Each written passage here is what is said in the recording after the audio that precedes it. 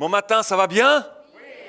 Je suis tellement heureux de nous retrouver ensemble dans la maison de Dieu, dimanche après dimanche, et ce dimanche, de vous apporter la parole que Dieu a mise sur mon cœur. C'est tellement une belle continuité entre les chants que Sébastien et l'équipe ont apportés et le message que je vais vous apporter ce matin. Ils ne le savaient pas en préparant les chants cette semaine. C'est une continuité. Vous allez voir comment on va ouvrir ensemble la parole de Dieu. Vous allez voir comment Dieu, le Saint-Esprit converge vers quelque chose qu'il aimerait nous dire à chacun et chacune d'entre nous ce matin. Vous êtes prêts? Attache ta ceinture, attache ta tuque. On va découvrir, on va rentrer ensemble dans la parole de Dieu. Dieu a quelque chose pour toi, personnellement, ce matin. Amen. C'est pas grave, je vais y aller quand même, là. D'accord. Il y a quelque temps en arrière, en famille, nous sommes allés visiter le parc national d'Oka. OKA. Le parc national d'Oka, vous êtes avec moi? Ce sont ceux qui ont déjà visité le parc national d'Oka. Ok, quelques-uns. Visitez le Québec, je vous encourage chacun d'entre vous à visiter votre pays. C'est magnifique, un très beau parc près de la rivière des Outaouais et c'est vraiment très beau. Et lorsqu'on a fini notre journée au parc, on a décidé de rentrer sur la rive sud et de prendre le traversier Oka-Hudson. Quels sont ceux qui ont déjà pris le traversier Oka-Hudson? Quelques-uns, encore un peu moins qu'avant, d'accord? Visitez le Québec, je vous le redis, c'est magnifique. On peut mettre notre auto, 6, 8 autos sur le traversier, boum, on rentre dessus, il faut avoir la foi qui va flotter, tout ça. Mais on met notre auto sur le traversier et on traverse direction de Oka, direction Hudson, on croise l'autre, si possible pas au même endroit, on croise l'autre et ça fait des navettes comme ça, très sympathique, vraiment, c'est très beau, la région est vraiment très belle, les forêts sont belles à toutes les saisons, c'est vraiment très beau et on flotte sur l'eau, mais j'étais fasciné de voir que lorsque l'automne se passe et qu'on arrive dans la période de l'hiver, l'eau devient dure. Tu vois ce que je veux dire? L'eau devient dure et sur ce même endroit où on passe sur l'eau, l'hiver, il y a un pont de glace, vous le connaissez, vous savez, ça vous impressionne pas, je le sais, moi je suis fasciné quand même, donc ça m'a fasciné qu'on est capable de passer avec nos autos à ce même endroit. J'aimerais vous dire à chacune d'entre nous ce matin, qu'au fur et à mesure que les années passent dans nos vies, on traverse toutes sortes de choses dans nos vies. On traverse toutes sortes de saisons. Mais ce ne sont pas toujours les mêmes circonstances. Ce ne sont pas toujours les mêmes conditions. On traverse pourtant. On traverse au même endroit. Je vais d'Oka jusqu'à Hudson. Mais une fois, je flotte, puis quelques mois après, je roule sur de la glace, c'est le même endroit. Parfois, on traverse dans nos vies des choses, des défis, des difficultés. Certains diront, j'ai traversé la maladie. D'autres diront, j'ai traversé la perte d'un emploi. D'autres encore diront, j'ai traversé une séparation, un divorce. Aïe, aïe, quelle saison, c'était toute une traversée. D'autres diront encore, j'ai traversé une dépression. Toute une traversée, celle-là aussi. Peut-être d'autres diront, j'ai traversé un deuil, moi, dans une saison de ma vie. Peut-être que tu la traverses en ce moment. Un deuil. Waouh, comment on traverse ça? Toute une traversée aussi. D'autres diront, c'est de la trahison que j'ai traversée. Des gens qui m'ont déçu, qui m'ont trahi, des amis que je pensais pouvoir compter sur eux, m'ont planté dans le dos. J'ai traversé ça fait mal cette traversée-là. Elle est douloureuse. Et au milieu de ces traversées, parfois, on peut être envahi par un flot d'émotions. En général, il y a toutes sortes d'émotions qui nous traversent l'esprit, qui nous traversent le corps dans ces moments de traversée. Peut-être parfois c'est la tristesse. Tristesse au milieu de ce que je suis en train de traverser. Ça m'attriste tellement, je ne pensais pas traverser ça comme ça. Peut-être c'est un flot d'incompréhension, je ne comprends pas pourquoi. Je ne comprends pas pourquoi je passe par là, je ne comprends pas pourquoi cet ami m'a trahi, je ne comprends pas pourquoi. Ou encore peut-être un flot de colère. La colère, c'est pas normal ce que je vis. Colère contre quelqu'un peut-être, qui nous a fait du mal, qui t'a fait du mal. Ou même parfois colère contre Dieu. Pourquoi tu permets ça? Pourquoi ça fait si mal? Pourquoi tu me laisses passer par des moments comme ça? C'est vrai.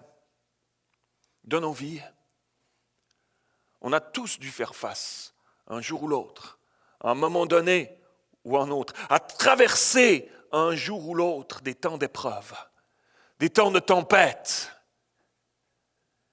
des moments où qu'on a souvent pas vu venir.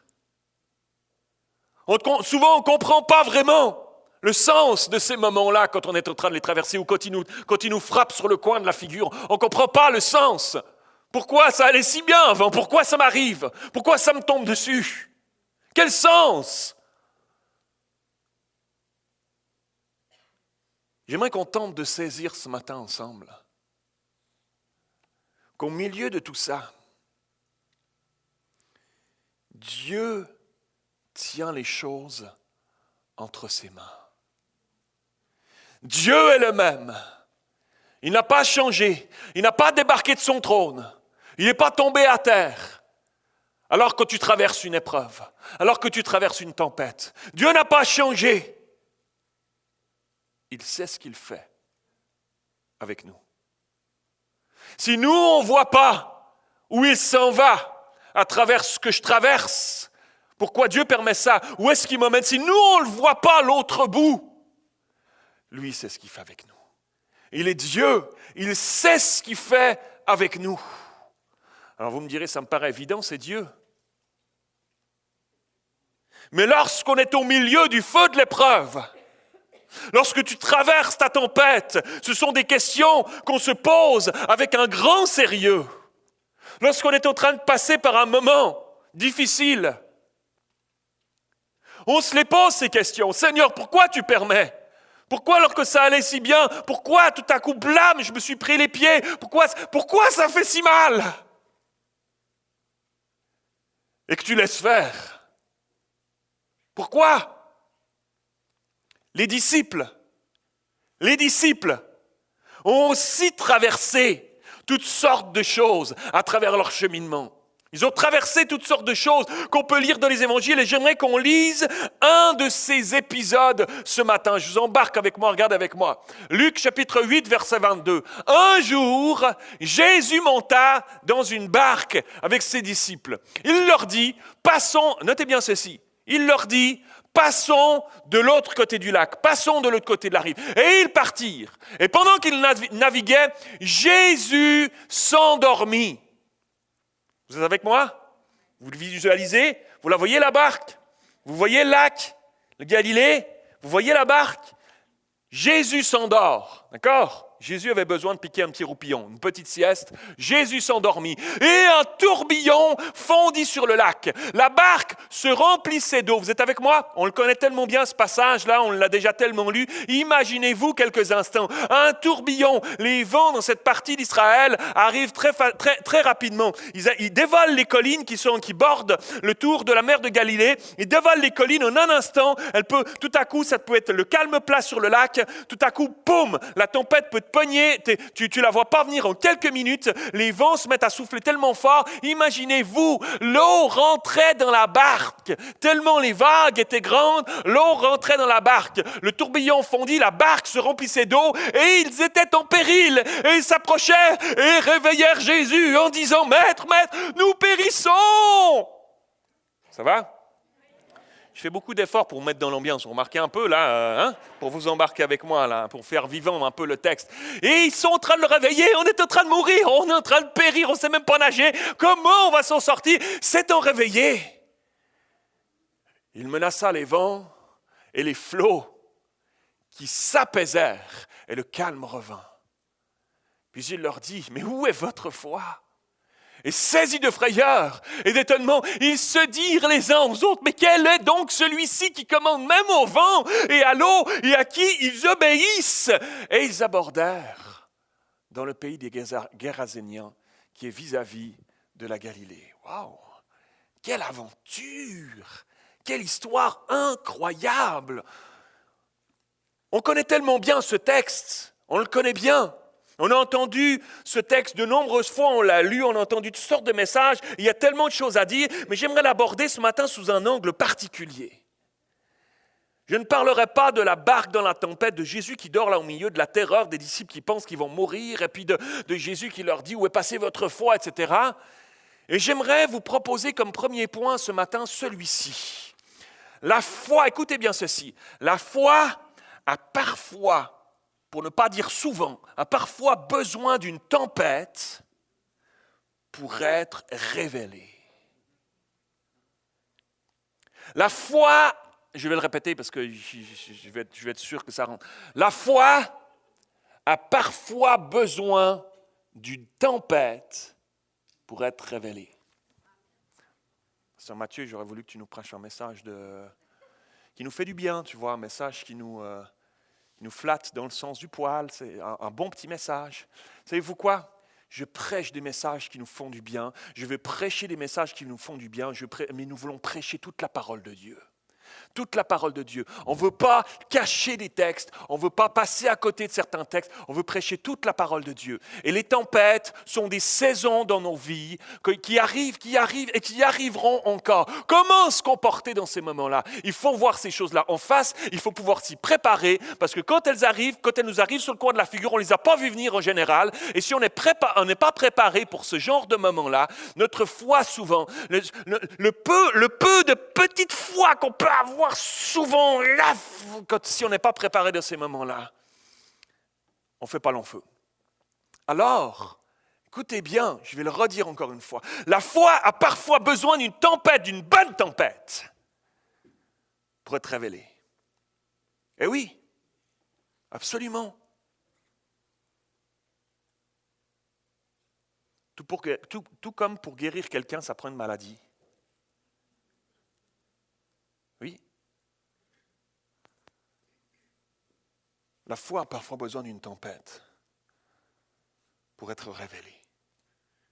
Un tourbillon fondit sur le lac.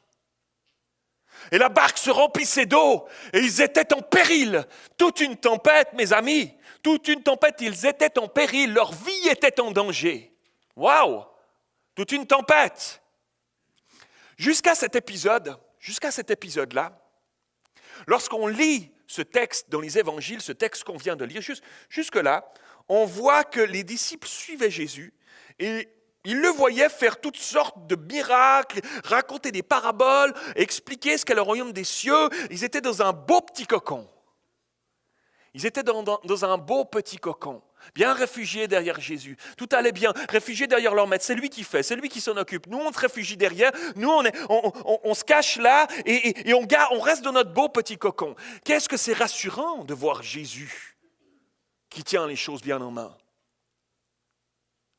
De l'entendre raconter des paraboles, la parabole du semeur, de rassurer le centenier sur la guérison de son serviteur, de voir Jésus guérir des boiteux, des lépreux, de guérir cette femme qui perdait du sang, de se faire dire à eux, les disciples, que Jésus sera avec eux tous les jours jusqu'à la fin du monde. Qu'est-ce que c'est rassurant de voir Jésus nourrir des foules miraculeusement alors qu'il n'y avait pas de nourriture. Qu'est-ce que c'est rassurant? Beau petit cocon. Et en même temps, juste quelque temps avant cela, Jésus leur avait fait un discours sur la mise en pratique de la parole de Dieu. Ne vous endormez pas sur vos acquis.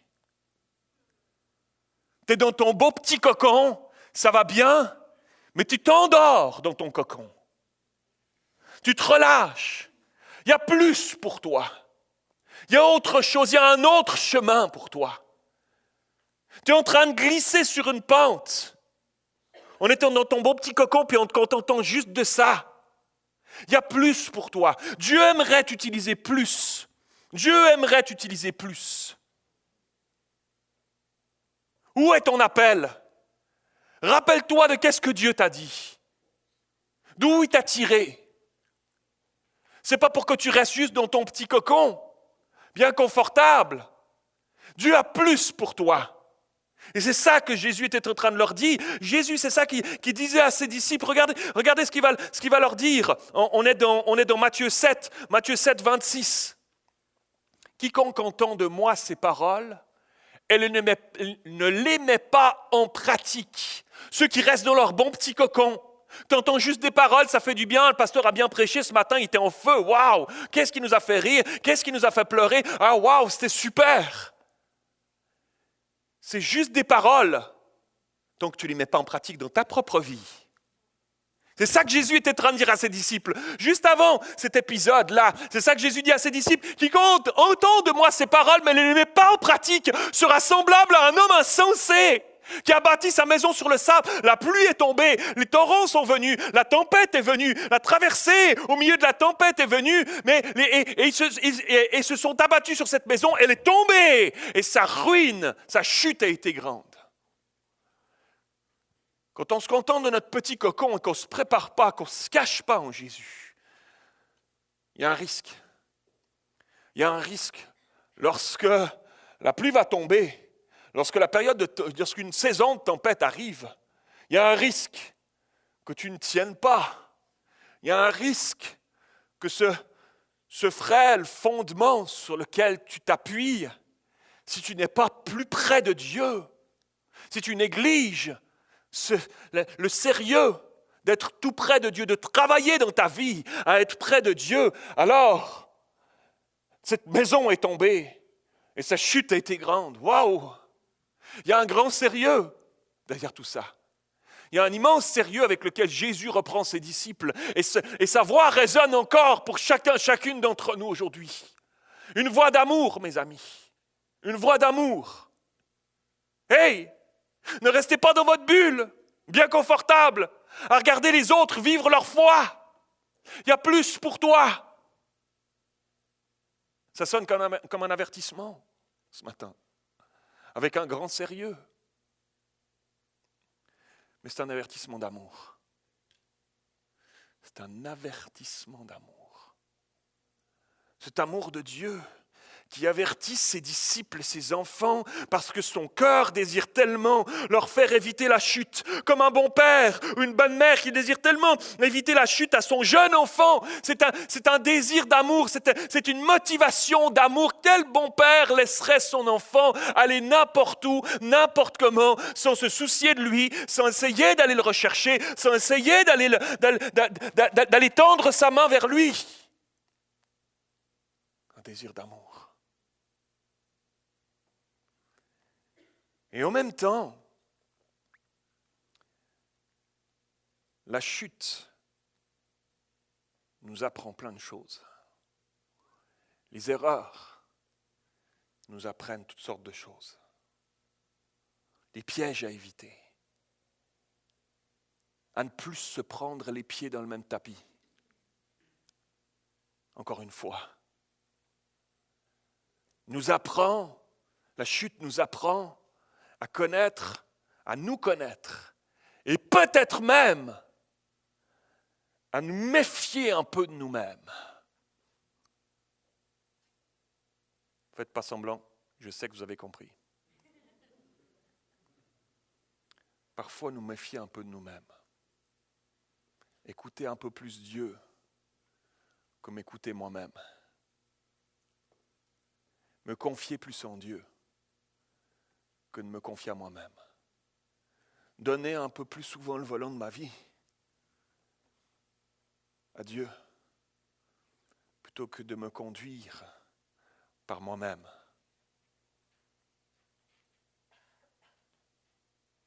La semaine, lorsqu'on quitte le dimanche matin, qu'on a entendu un bon message, quelle responsabilité chacun d'entre nous avons de chercher à mettre en pratique ce qu'on a entendu, ce qu'on a lu. Lorsque tu lis la parole la semaine chez toi à la maison, ta responsabilité individuelle de chercher à mettre en pratique. Pas juste fermer ta Bible et puis partir comme si tu n'avais rien lu. De chercher à mettre en pratique, de méditer cette parole, de demander à Dieu, Seigneur, comment je vais pouvoir le mettre en pratique dans ma vie? Comment je pourrais bénir quelqu'un en mettant en pratique cette parole. Là, aujourd'hui, je m'en vais au travail, je m'en vais de mon contexte. Seigneur, aide-moi à te ressembler. Avec un grand sérieux, Jésus parle à ses disciples. Jésus a décidé que c'était le moment de mettre à l'épreuve ses disciples. Parce qu'il les aime.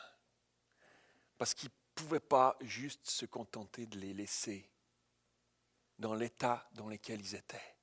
Il pouvait, par amour, il ne pouvait pas les laisser dans leur petit cocon. Leur maison bâtie sur du sable. Il y avait quelque chose de plus à vivre pour ses disciples. Alors par amour, il va les mettre à l'épreuve. Il va les emmener dans une leçon pratique d'amour pour les emmener plus loin. Sans pratique, sans tempête parfois, pas de réelle mise à l'épreuve de notre foi. Il y a quelques années en arrière, alors qu'on était en Suisse, il y a dans la ville de Lucerne, en Suisse, c'est en Suisse alémanique, c'est la Suisse où on parle le suisse allemand, c'est un dialecte d'allemand. C'est certainement cette langue-là qu'on parlera au ciel, parce qu'on ne comprend rien. C'est comme le parler en langue, on ne comprend pas ce qu'on dit, alors on ne comprend pas ce que les gens disent. C'est un dialecte un peu particulier en Suisse allemande. Et donc on aime beaucoup, mais je ris là-dessus. Ma femme ses parents viennent de ce coin-là, on aime beaucoup. Et dans cette ville de Lucerne, qui est une magnifique ville au bord d'un beau lac, il y a un musée qui s'appelle le musée des transports. Et quand les filles étaient petites, on est allé une fois dans ce musée des transports, un grand musée. Il y a tous les transports possibles. Tu vas dans une section, c'est des trains, des locomotives à vapeur, des vieilles, tu peux rentrer à l'intérieur et tout. Tu sors de train, tu rentres dans un autre, c'est des avions, il y a un Boeing immense comme ça. Tu peux rentrer à l'intérieur, te mettre dans le cockpit du pilote. C'est génial pour les enfants, c'est super pour les grands aussi, les papas surtout. Et donc il y a une section auto, une section voiture. Et là, c'est un immense hangar, tu rentres à l'intérieur, il est tellement haut et il y a un mur au complet immense. Tu vois presque pas la fin, un mur au complet immense, c'est comme des racks comme ça. Il y a des autos qui sont stationnées en hauteur comme ça sur ces racks un peu sur tout le mur. Tu es là, tu regardes comme ça, tu dis waouh, c'est immense. Il y a toutes sortes d'autos, des vieilles voitures, des premières voitures qui ont été créées, etc., des marques différentes et tout ça. Et toi, tu te retrouves devant, il y a un grand panneau comme ça, digital interactif, et chaque auto est répertoriée sur ce tableau comme ça. Tu peux cliquer sur un de ces boutons qui correspond à une des autos, puis là, tu as un immense ascenseur qui se déplace, qui monte, il t'amène la voiture juste devant toi, puis là tu as une voix qui dit, elle te raconte l'histoire de l'auto, elle te raconte d'où elle vient, etc. Tu dis waouh, c'est fou, immense. Et là dans un coin de ce hangar, il y a la section crash test. C'est une section où ils font des tests d'auto qui font un accident. Alors tout est prévu pour, et tu peux tester. Là on s'approche de ça, puis là tu es toujours content, on aime bien ça. Moi j'ai que des femmes et à la maison, donc moi je retombe en enfance dans ces moments-là, je dis wow, super et tout. Et là on se met dans la file d'attente, on peut faire le test, on s'assied à deux dans l'auto, tu dois mettre, hop, il te prête un casque et tout ça. Puis là tu vois de loin, je vois un panneau, c'est marqué 10 km/h. À 10 km/h, l'auto rentre dans le mur, tu vas voir ce que ça donne. Puis là moi je ris, 10 km/h, tu rigoles ou quoi, 10 km/h, rien du tout. Puis là je suis dans la file, tu sais, tu te rapproches. Au fur et à mesure que tu te rapproches, tu sais, c'est comme à la ronde. Au fur et à mesure que quand tu es devant le Goliath, là, quand tu es dans la file, au début, tu dis « Oh, tu es tout motivé, super, ça va être génial et tout. » Puis au fur et à mesure que tu te rapproches, tu commences à avoir des petites sueurs froides. « Ah, c'est quand même haut, hein !» Et puis là, au fur et à mesure que tu te rapproches, tu viens vraiment tout près, tu vois des gens tout blancs qui se retournent, qui partent en arrière.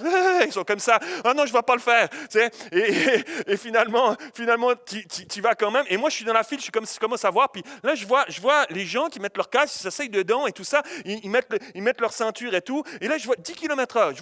Je vois les gens, ils sont dedans. Puis moi, je rigole. Au début, tout à coup, je vois BAM! Ouh, quand même, hein? 10 km/h, ça tape quand même, hein? Ça tape comme... Là, je me rapproche, je les vois sortir, ils sont comme, quand même. Et là, je suis, oh, quand même, 10 km. Là, on arrive, puis moi, je suis un peu comme ça, mais je fais un peu, tu sais, je suis avec mes filles et tout ça. Je dis, ah, ça va aller les filles, tu vas voir, ça va être bien, et tout. Mais moi, au fond de moi, je suis, quand même. Et puis, on s'assied dans l'auto, on met le casque et tout. Là, c'est la tension, la voiture recule. On avance, bam. Mais là, je suis là, et bam, la tête dans le volant, bang, comme ça, 10 km/h, je sors. Ah, quand même. Non, quand même. Quand même. C'est très intéressant. C'est très intéressant pour la prévention. Juste 10 km/h, c'est pas vite, mais bam, tu t'en prends une. Imaginez-vous.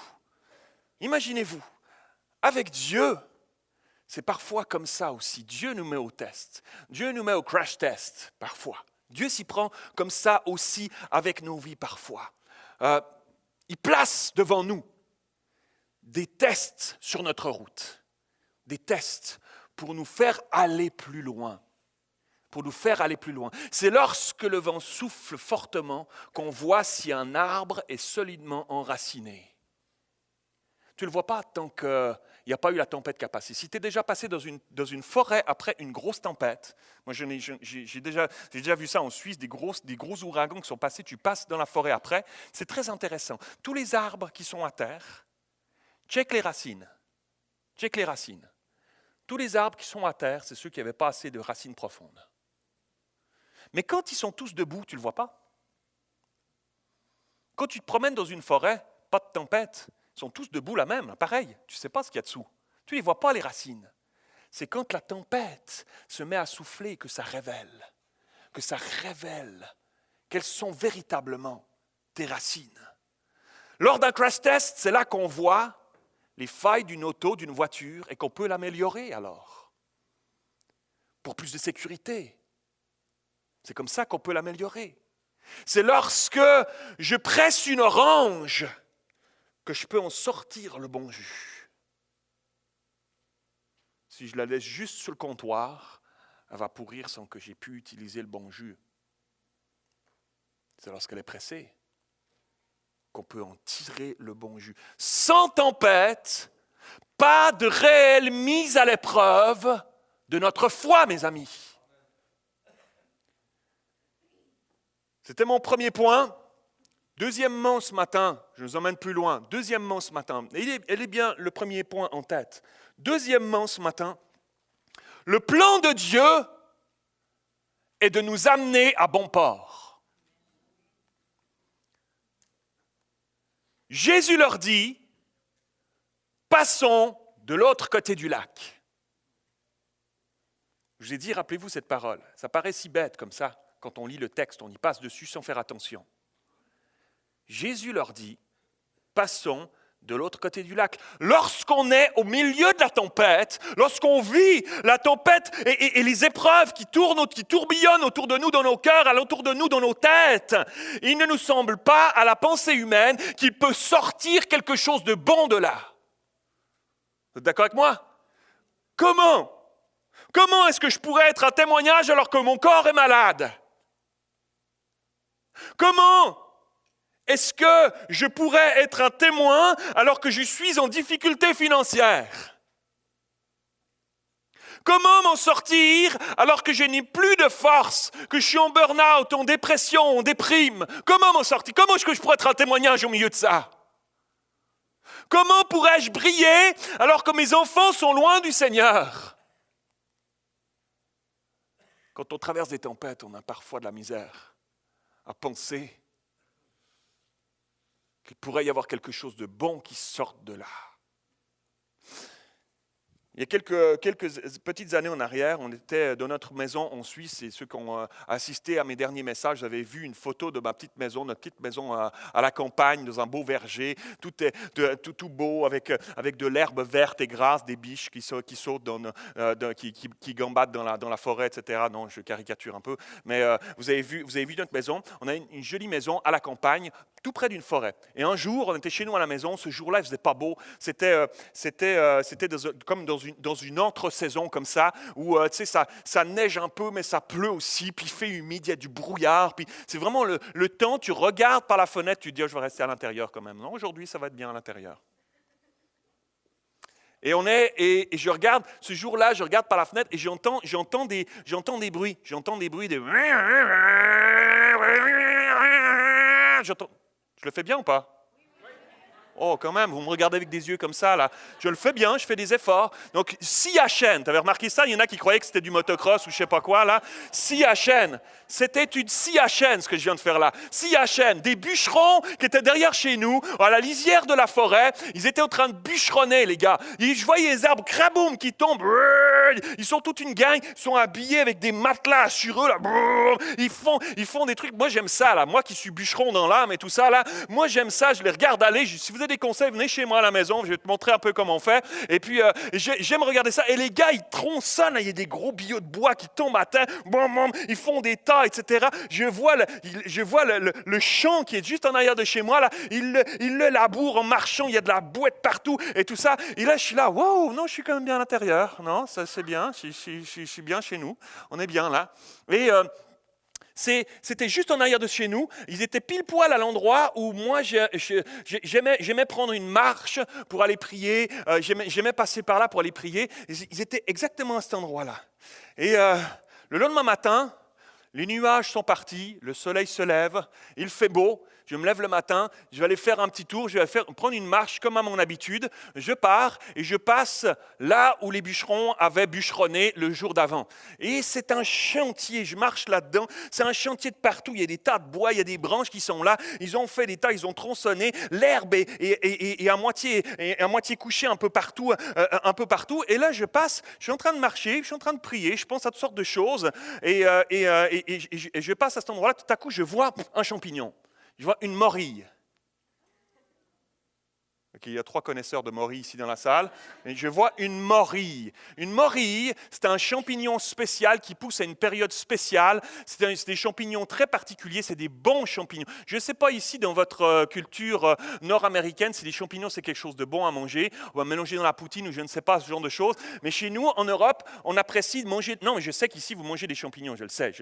Mais les morilles, là, tu les coupes là, d'une petite sauce à la crème avec une bonne viande, là, tu fais mijoter tout ça, tu manges ça, c'est vraiment très, très bon. Ici au Canada, 1 kilo de morille, $150. Et que moi, je vois une morille, je me jette dessus. Je deviens riche, ça y est, c'est comme un gars qui a trouvé une pépite d'or. Et une morille. Puis là, j'en vois une autre, puis là, j'en vois une autre, puis là, j'en vois une autre, puis là, j'en vois une autre. J'en trouve 10, 15, 20 morilles. Je les prends, je les récupère. Je rentre chez nous à la maison. Je les ai mis dans mon moto comme ça. Je rentre à la maison chez nous. Je dis, hey, on est riche, chérie, on est riche. Non, jusqu'au moment où on les a mis dans la casserole, puis on s'est mis à les manger. Donc c'était très bon, c'était magnifique. Savez-vous quoi? On peut parfois passer dans des moments de tempête et ne pas voir la richesse des choses qui sont juste à nos pieds. Ces bûcherons n'avaient pas vu du tout ces morilles. Ils avaient bûcheronné toute la journée. Ils ne s'étaient pas rendus compte que sous leurs pieds, il y avait un trésor.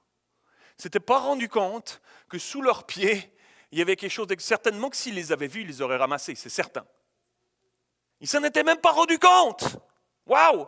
On peut passer à côté de choses que Dieu en réserve pour nous alors qu'on est au milieu de notre tempête, alors qu'on est au milieu d'une épreuve. Si on ne reste pas tout près de lui, si on ne reste pas caché en lui, si on ne reste pas au milieu de l'épreuve accroché à Jésus, si on se laisse glisser sur une pente, loin de Dieu, on se met à se révolter contre lui, il y a comme un voile qui vient devant nos yeux, on ne se rend plus compte de ces choses-là. Si Dieu permet que tu traverses une tempête, il sait ce qu'il fait avec toi. Et parfois, c'est nécessaire dans nos fauteuils spirituels dans lesquels on s'était installé. Parfois, c'est nécessaire que Dieu vienne. Il dit, viens, on va passer à l'autre bord. Viens, je ne vais pas te laisser là. Viens avec moi. Je t'aime tellement, je ne peux pas te laisser là où tu es. Viens avec moi. Sors de ton fauteuil, Matthieu. Sors de ton fauteuil. Viens avec moi. Je vais t'emmener ailleurs. Je vais raviver ta foi. Je vais raviver ta vie spirituelle. Je ne te laisserai pas là où tu es. Ça va venir. Alléluia. Dieu est capable de faire sortir d'un champ parfaitement ordinaire, du champ parfaitement ordinaire de ma vie, du champ parfaitement ordinaire de ta vie, des trésors spirituels. Il a en réserve dans ton désert un trésor. Au milieu de ta tempête, au milieu de ton épreuve, il a un trésor qui est préparé pour toi. Ne passe pas à côté. Ne passe pas à côté des choses qui vont enchanter nos vies, même au milieu de la tempête. Et au milieu de tout ça, alors que les disciples sont en train de prendre une leçon de foi pratique, qui sont sortis de leur fauteuil spirituel, puis qui sont « Wow! Toi, t'en es où dans ta foi? Moi, je vais dormir un peu. Toi, ta foi, tu vas essayer de la mettre à l'épreuve. Moi, je me retire un petit coup. Jésus se met à dormir. C'est pas pour rien qu'il va se coucher puis qu'il s'endort dans cette barque. Il les laisse un peu seuls. Il dit, regarde, sur qui tu comptes quand je ne suis pas là? Sur qui tu comptes? C'est qui ton appui? C'est en qui que tu vas te réfugier? Ils ont eu un bon réflexe sur les le réveiller. C'est ça que Jésus voulait susciter.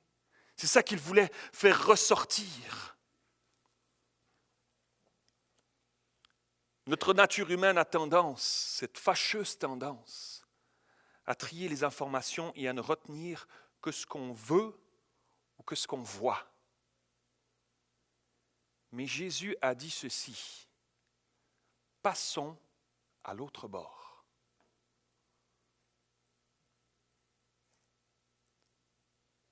S'il a dit ça, c'est qu'il avait un objectif.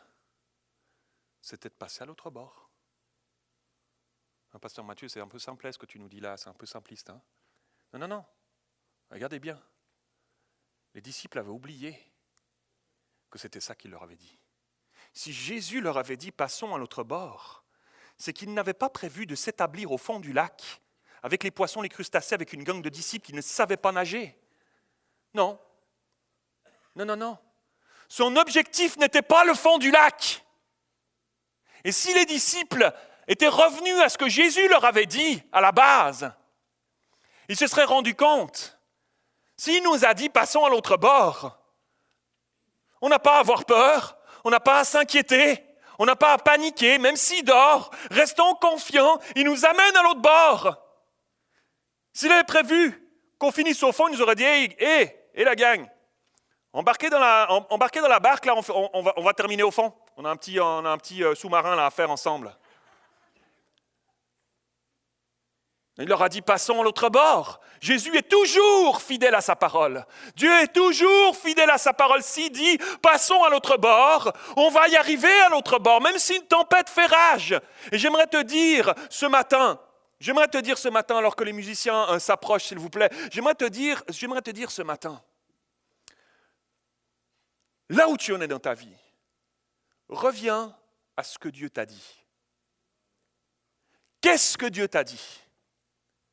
Qu'est-ce que Dieu t'a dit? Ça remonte peut-être à longtemps. Quel appel est-ce qu'il a mis sur ta vie? Qu'est-ce qu'il a dit dans ta vie? Parce que, à travers les aléas de nos vies, à travers les tempêtes qui font rage dans nos vies, on a tendance, comme les disciples, à vite oublier ce que Jésus nous a dit, ce que Dieu a dit dans nos vies. Et puis on se met à regarder les circonstances, les flots qui rentrent dedans, etc. Puis on se met à oublier que Jésus a dit, passons à l'autre bord. Et alors, s'il nous a dit, passons à l'autre bord, on va y arriver. Qu'est-ce qu'il a dit dans ta vie? Remonte à ce qu'il t'a dit la dernière fois. Qu'est-ce qu'il t'a dit? L'appel qu'il a mis sur ta vie, il ne se repent pas. Il t'a donné quelque chose. Reviens à ce qu'il t'a dit. C'est précieux. C'est plus précieux que l'or. Qu'est-ce qu'il t'a dit? Il aimerait raviver quelque chose dans ta vie ce matin. Il aimerait te rappeler qu'est-ce qu'il a dit dans ta vie ce matin. Au-delà des vents qui soufflent, au-delà de la tempête qui fait rage dans ta vie, il aimerait te rappeler, je suis Dieu. Si je t'ai dit quelque chose, je l'accomplirai. Fais-moi confiance au milieu de ta tempête ce matin. Alléluia. Amen. Alléluia. L'apôtre Paul dira un jour ceci à Timothée, Philippiens 2, 22. Il parle de Timothée et il dit ceci. Vous savez qu'il a été mis à l'épreuve. Vous savez qu'il est passé par une tempête. Il a été mis à l'épreuve. En se consacrant au service de l'Évangile avec moi. Ah ben là, quand même,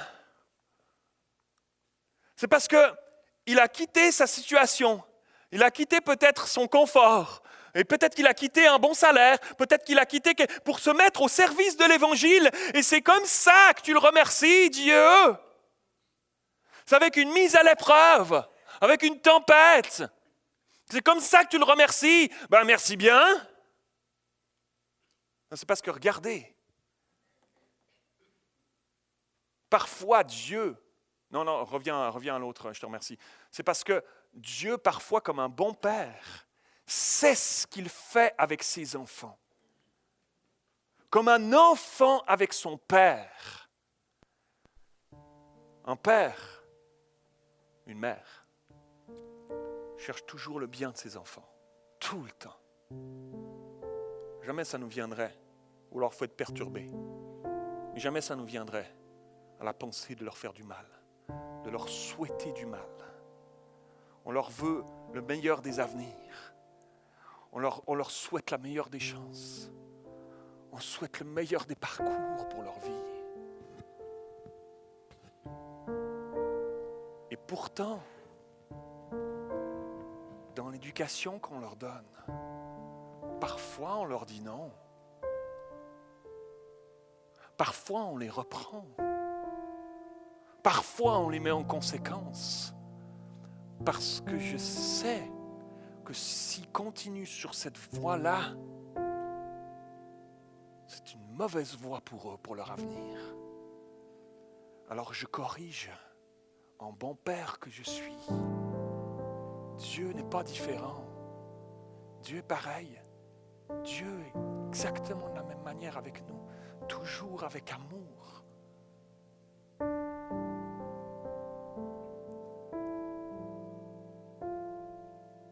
Dans nos vies, tout comme dans celle de Timothée, Dieu prend plaisir à un amour passionné. Quel père se contenterait d'un amour tiède de la part de ses enfants? Un amour blasé. Quelle mère contenterait d'un amour blasé de ses enfants? Ça nous fait mal quand ils le sont. C'est souvent la période difficile de l'adolescence, où on voit nos enfants parfois nous manquer de respect, parfois nous montrer du désintérêt. Ça fait mal.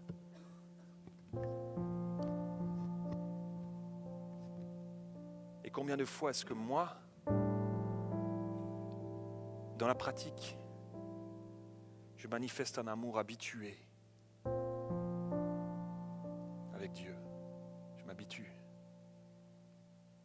Blasé. On est comme habitué. On laisse les choses glisser. Léger envers Dieu parfois. C'est pas intentionnel, mais par habitude parfois on devient léger.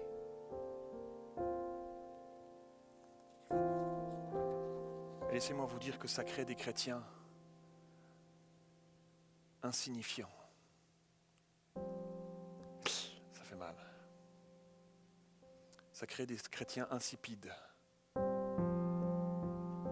qui ne ressemblent plus beaucoup à Jésus.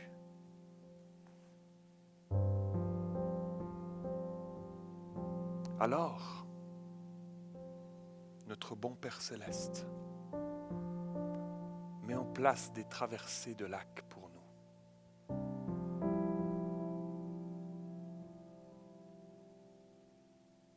Allez, viens Matthieu.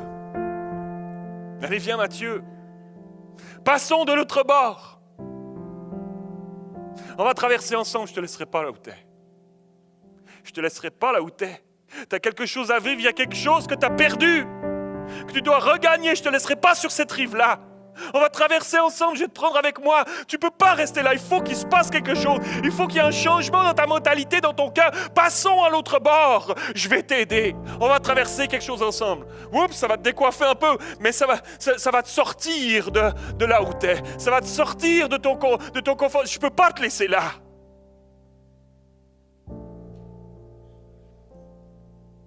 Dieu veut nous faire traverser cet état spirituel insatisfaisant pour passer à l'autre bord. Un autre horizon, quelque chose de nouveau, de frais. Changer d'attitude, de comportement, changer de cœur, raviver notre flamme. Raviver ta flamme ce matin. Ne reste pas là où tu en es. Laisse Dieu t'emmener à nouveau. Dépose-lui ta vie tout à nouveau ce matin.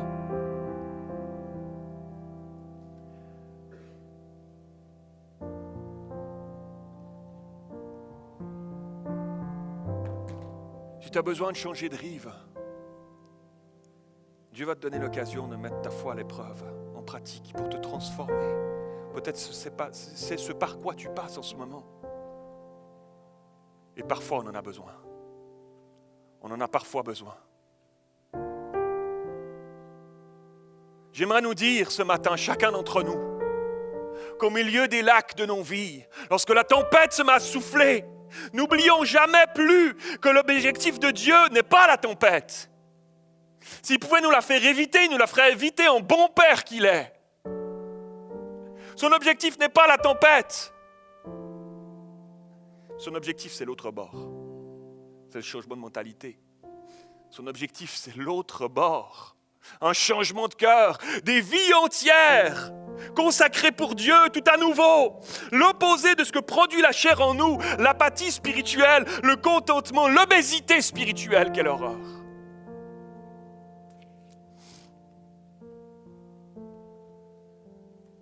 Alors pourquoi est-ce que pour certains la traversée est plus longue que d'autres? Je ne sais pas. Je ne sais pas. Et ne pensez pas que c'est parce qu'il y en a des meilleurs que d'autres. Jamais. Non, Dieu n'est pas comme ça. C'est un mystère. Pourquoi Moïse a passé 40 ans dans le pays de Madian avant que Dieu se révèle à lui au buisson ardent et lui dise « Va libérer mon peuple de l'esclavage ». Pourquoi Joseph a passé 7 ans dans les geôles de Potiphar? Pourquoi le peuple d'Israël a été déporté pendant 70 ans à Babylone? Pourquoi l'apôtre Paul a tourné pendant 3 ans dans le désert d'Arabie? Pourquoi c'est différent pour un ou pour l'autre? Chacun d'entre nous, on a nos propres traversées à faire, notre propre tempête à faire face. Il n'y a pas de comparaison, il n'y a pas de jugement possible. Dieu sait ce qu'il fait avec toi. Et une chose est sûre, c'est qu'il a prévu pour chacun d'entre nous d'accoster à l'autre bord. Son plan n'est pas que tu coules, son plan n'est pas le naufrage pour ta vie, jamais. Son plan, à travers ce par quoi tu passes, son plan, c'est d'accoster à l'autre bord avec une transformation, avec un changement de cœur. Reste caché en lui. C'est comme ça que tu vas pouvoir le vivre. C'est comme ça que tu vas pouvoir traverser.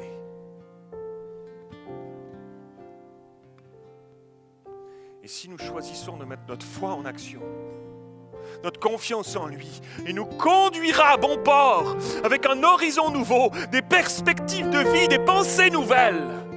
Absolument.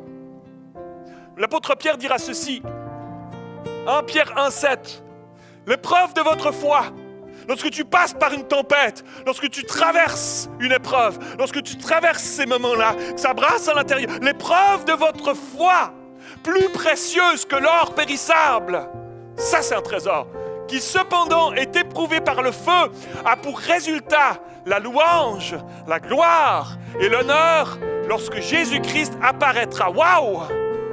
Waouh! Écoutez bien ceci ce matin en terminant. C'est extraordinaire de voir que le résultat de ces traversées dans nos vies, si on choisit de s'ouvrir à Dieu dans ces moments-là, au milieu de nos tempêtes, si on choisit de s'ouvrir à lui et de le louer malgré tout, le résultat, c'est une louange qui monte vers Dieu. C'est une vie de louange qui monte vers Dieu. Écoutez bien ceci. On peut chanter des chants. On peut ouvrir notre bouche et faire marcher nos cordes vocales. Ça ne démontre pas vraiment, systématiquement, ce qui est vraiment au fond de notre cœur. Toutes sortes de personnes qui chantent dans ce bas monde. Mais lorsque tu traverses une épreuve, lorsque tu traverses une tempête, dans ces moments-là, si tu choisis de dire à Dieu, non, je ne te pointerai pas du doigt, Seigneur. Je ne comprends pas ce qui m'arrive. Je ne sais pas ce qui se passe en ce moment. Ça m'est venu sur le coin de la figure, je ne m'y attendais pas. Je ne comprends pas ce que tu fais avec moi, mais je sais que tu es Dieu. Je sais que tu tiens ma vie entre tes mains. Je sais que ce moment que je suis en train de vivre, il me déboussole. Peut-être même j'ai peur, j'ai de la crainte, j'ai des doutes qui sont là. Mais tu es Dieu, tu restes Dieu et je choisis malgré tout de te remettre à ta place dans ma vie, dans mes pensées, dans mon cœur. Tu es Dieu et je te le célébrerai encore. Tu es Dieu et je te bénirai encore. À ce moment-là, écoutez bien ceci, à ce moment-là, ta vie devient une louange qui monte vers Dieu. Il n'y a plus juste besoin de paroles. C'est ta vie au complet qui devient une louange et une adoration qui monte vers Dieu. Et ça réjouit son nez.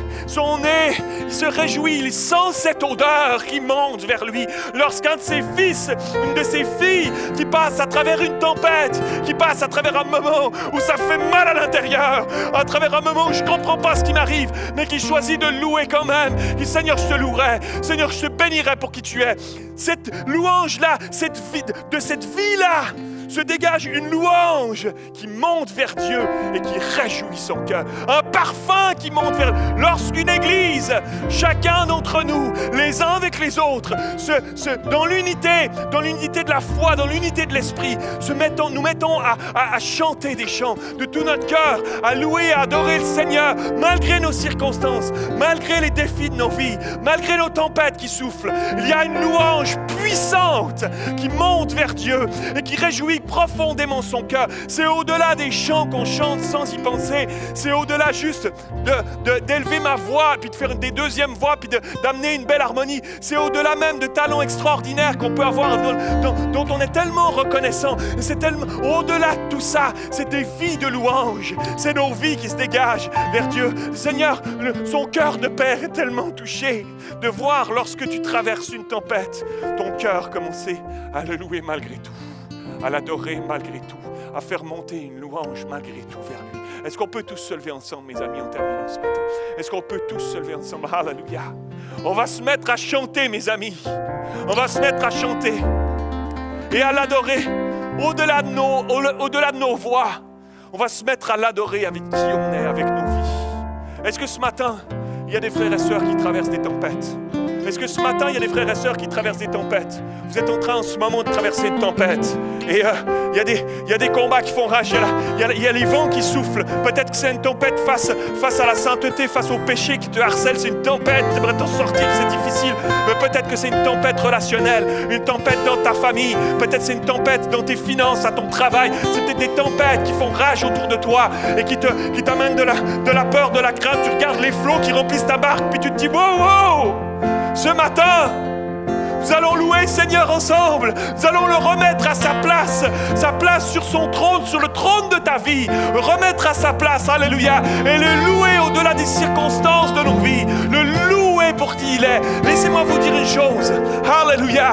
Il va se réjouir de cette louange ce matin. Il se réjouit. Son odorat est flatté. Est tellement heureux de ce parfum qui monte et qui va monter. On va chanter ensemble. On va chanter ensemble avec Sébastien ce matin. Et on va le faire. Fais-le pour ta vie. Fais-le pas pour ton voisin, ta voisine. Fais-le pour ta vie, ta situation là où t'en es. Confie-lui ta vie. Dépose-la lui tout à nouveau. Peut-être que tu te dis, oui, mais je l'ai déjà fait dimanche passé, puis j'ai déjà fait dimanche d'avant. Fais-le encore. Je ne sais pas combien de temps la tempête va durer. Je ne sais pas combien de temps elle va durer dans ta vie. Dieu le sait. Mais choisis de le louer malgré tout. Choisis de lui déposer tout à nouveau ta vie. Peut-être qu'on se retrouvera dimanche prochain. Puis de nouveau, tu devras lui redéposer ta vie parce que ta situation, il y aura encore des vents qui souffleront. Mais Dieu sait ce qu'il fait. Mais tiens ta vie entre ses mains. La Bible nous dit, psaume 91, il enverra ses anges pour te porter sur leurs mains, de peur que ton pied ne heurte contre une pierre. Il est capable de t'envoyer ses anges là où tu en es pour se soutenir. Et à chaque jour, tu vas te lever et Dieu va te donner des forces renouvelées. Si tu t'en vas sur ce chemin-là, tu vas renouveler tes forces. Peut-être tu te coucheras le soir et tu te diras, je ne sais pas comment je vais faire, je me sens si faible, comment je vais traverser cette tempête? Mais tu vas te relever le lendemain matin et Dieu t'aura donné des forces renouvelées et tu vas pouvoir passer à travers ta journée dans les forces que le Seigneur te donnera. Et Dieu, jour après jour comme ça, tu vas traverser ta tempête et Dieu va t'amener à l'autre bord. Dieu va t'amener à accoster à l'autre bord parce que c'est cela qu'il a prévu pour ta vie dans le nom de Jésus. Est-ce qu'on va ensemble élever la voix? Alléluia. Chante ce matin, confie-lui ta vie. Alléluia.